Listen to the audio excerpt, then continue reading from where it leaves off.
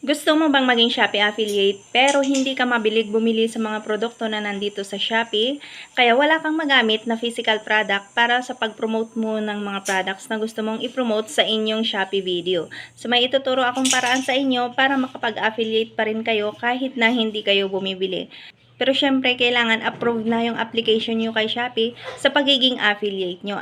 Then, pwede na kayong mag-promote ng mga products na nasa Shopee. At ito ang pwede nyong gawin kapag wala kayong magamit na produkto para sa inyong mga Shopee video. Ang una natin gagawin ay maghanap ng mga produkto na gusto nating i-promote. Halimbawa, ito, pindutin natin yan. And then, i-like po natin siya. Pindutin natin itong heart na nasa gilid. And then, dito, pindutin lang natin itong picture. Then, i-screenshot nyo po. Pwede ring i-save. Ilong press nyo lang itong picture ng product and then pindutin nyo itong save. Ayan, at masave na po yan sa ating cellphone o sa ating gallery. Pagkatapos nyan, i-back po natin. And then dito sa taas, pindutin natin itong share button. And so may makikita po kayo dito na affiliate commission. Ito po yung magiging commission nyo kapag may bumili sa pag-promote nyo na gamit ang link nyo. Pindutin natin itong copy link. Back po natin, i-back po uli natin.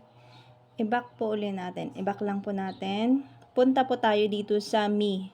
Tayo po ay mag-generate ng link. And then pumunta po tayo dito sa Shopee Affiliate o Affiliate Program. Pindutin ang account. Pindutin ang custom links. Ilang press nyo po ito o i-hold nyo ng matagal. And then pindutin itong paste. I-back nyo lang po and then pindutin nyo itong convert na nasa baba. So itong nakakulay blue na lumabas dyan, yan po yung magiging link natin. So pindutin natin itong copy links. Kaya po tayo nag-convert ay para mapunta sa atin yung commission kapag may pumindot ng link natin na mapupunta dito sa product na ipopromote natin. And then, pumunta tayo sa ating Facebook account. Then, pumunta na tayo dito sa What's on Your Mind. So, dito na po tayo mag-promote ng mga gusto nating i-promote sa Shopee. Pindutin ang photo. I-select na natin yung mga na-screenshot natin. Pindutin natin itong select multiple para ma-select na natin lahat. Ayan, so mag-select lang po tayo ng tatlo dito. Pindutin ang next. So, pwede nyo po siyang i-crop doon sa mismong gallery or album nyo. Pwede rin naman dito sa Facebook. Pindutin nyo lang yung edit.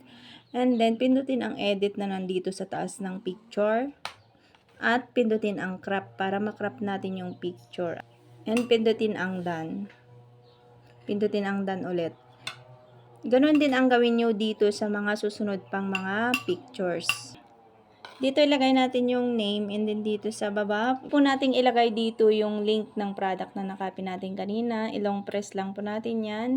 Pindutin itong paste. Pero sa akin ang ginagawa ko po ay nilalagay ko siya sa comment section. Dahil ang ginagawa ngayon ni Facebook kapag may link doon sa caption ay nakalimit yung post natin. So, and then pindutin na itong next. And then pindutin na natin itong post. And pwede mo rin siyang i-share sa groups. Pindutin lang itong share. Pindutin ang group. So, share ko po ito sa mga buy and sell na group o sa mga groups related sa Shopee online shopping. Katulad nito. Ayan, pindutin lang natin yung mga boxes na nandyan. And then, pindutin na natin itong next. Para naman mas maraming makakita ng post natin. Pindutin ang post. At ang ibang paraan naman para makapag-promote tayo ay i-edit nyo yung mga pictures na kinuha nyo. Gawin nyo siyang slideshows of images para maging video. So, ipapakita ko sa inyo mamaya. Ayan, open natin ulit yung Shopee app natin. Pindutin natin itong live and video. Pindutin natin itong plus sign. Pindutin natin itong library. So, i-upload na natin yung na-edit nating mga pictures na ginawa nating video. Ayan, select lang natin. Pindutin itong next. Ayan, so naging video na po yung mga pictures na kinuha natin kanina.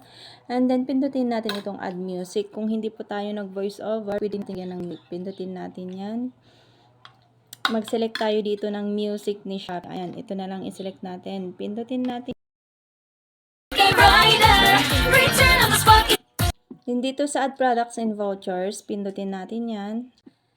And pindutin na natin itong add para mai-add natin yung product ng link na ipopromote natin. Pindutin ang done.